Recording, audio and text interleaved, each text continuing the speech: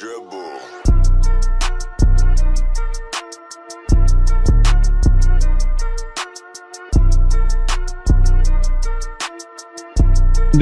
Welcome back to the Daily Dribble podcast, guys. As always, I'm your host, Nick Zammit. Here back in the recording studio with none other than Mr. Liam Hancock. How's it going, guys? Mate, electric, how are you? Real good. Good. And Mr. Ro Hancock. How are we going? It's another big week in ball. Playoffs just around the corner. The countdown is on. We are now under 10 games for all 30 teams, regular season games, that is. And every game now has an incredible amount of weight behind it, doesn't it? So Especially much. in the West. Like, has there in recent memory, do you think, across both conferences, had standings like where, as I said, where each game it could impact them so much? Like, this is incredible. By this time of the year, usually there's a lot of dead rubbers, and it makes for very uninteresting ball. But it's quite the opposite this year. At this point of the year, I've got to every say, single game. I've got to say, the amount of times I hear around this time of the year, has it ever been this close in each given conference? I hear it every year.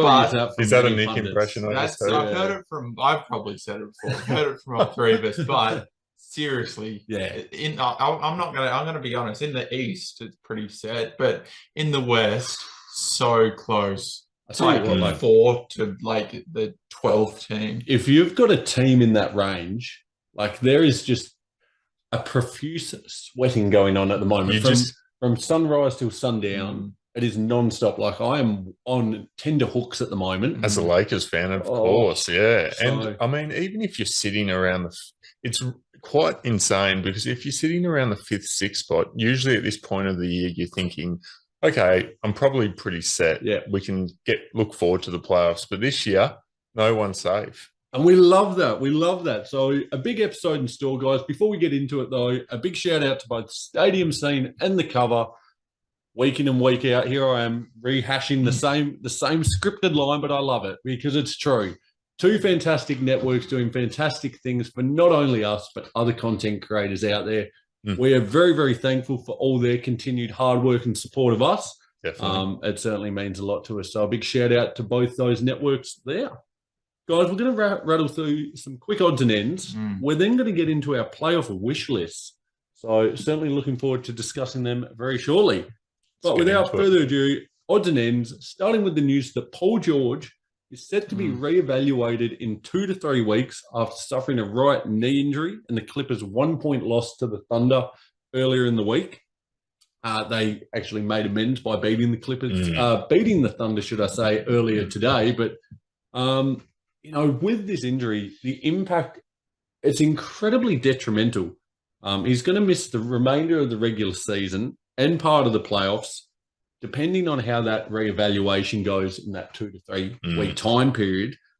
He could be out for the entirety of their playoff, quest. So with that, lads, do you think without PG, is there any chance that the Clippers could be champions? Is there any chance at all, Lee? Definitely not. I'm going to say definitely not. Your question should be, is there any chance that the Clippers make it past the first round without Paul George? Because my answer, if he's not playing at all in that first series, would probably be no. Early round exit. You can't just take another disappointing year. Not a vital cog, but your second most vital cog in Paul George. I would say he's equally probably important. equally.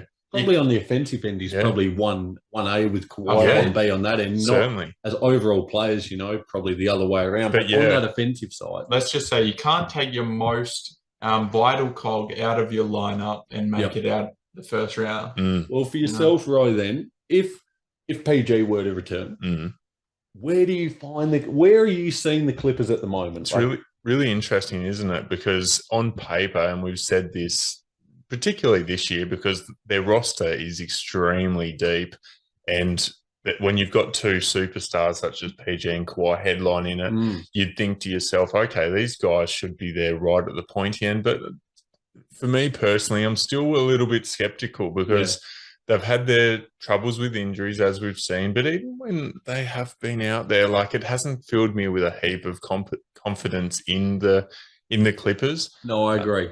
So to answer your question, though, without PG, come these playoffs, there's going to be no chance for the championship. I think it's a team that will rely on all their stars being out there, all their role players being available at the right time.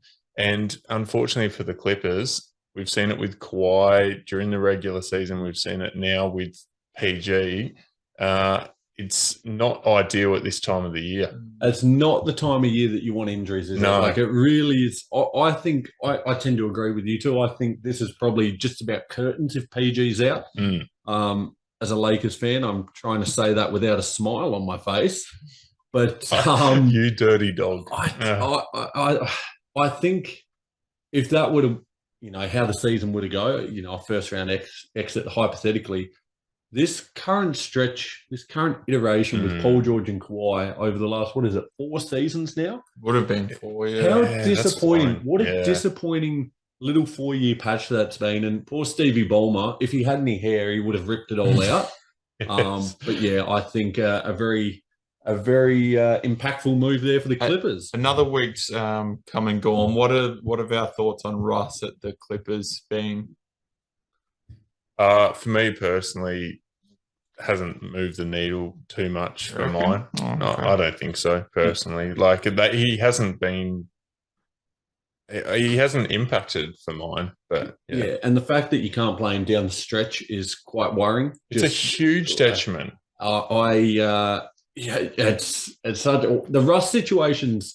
It's laughable because I love him. I love everything about him, his energy, his enthusiasm. But sometimes the way he plays the game, and especially in these the latter years of his career, leaves a lot to be desired. And I just don't think it's there with the Clippers. I think they would have been probably better served having Reggie Jackson still, or making a different move, not the Westbrook move as such. Yeah, so, I'm with you. In other news, a player returning this week, Cole Anthony Towns. Oh, yeah. Cat. Sat out. We put a post on the socials, guys, last night. Check it out if you haven't already. Facebook, Instagram, YouTube, Twitter, TikTok. Around the news that Cat returned after 51 games on the sidelines with that calf injury. First return since November. He put up 22 points, 4 rebounds, 3 assists, 2 steals, and sunk the game-winning free throws. Huge. As the Wolves claimed a very vital win there, 125 to 124 over the Hawks. Now, with Cat coming into the fold, lads, is this one a positive or negative, do you think, for the Wolves? It's interesting, though. He's probably one of, if not their best player. And it's funny asking this question, isn't it? Yeah, it is. But at the same time, it's kind of a difficult one to answer at this point, because even like we haven't really seen this iteration too often throughout the regular season. We're almost at the playoffs, and it still sort of seems like a new type of experiment. It does. So it's interesting. It's gotten off to a good start, obviously good for the Timberwolves, and hopefully they can carry it along and make the playoffs, and who knows what will happen with him there. But I think I still need another week or two to figure out if this is going to actually benefit them or put them at a detriment. And Lee, in terms of as we said, all these teams now under 10 games to go in the regular season, continuity plays a big part in teams' playoff aspirations. You're adding a very, very big cog. It's not just a player around the fringes here. No. Do you think this is of benefit, or do you think they would have been better served if Cat had have been, out for the remainder of the season?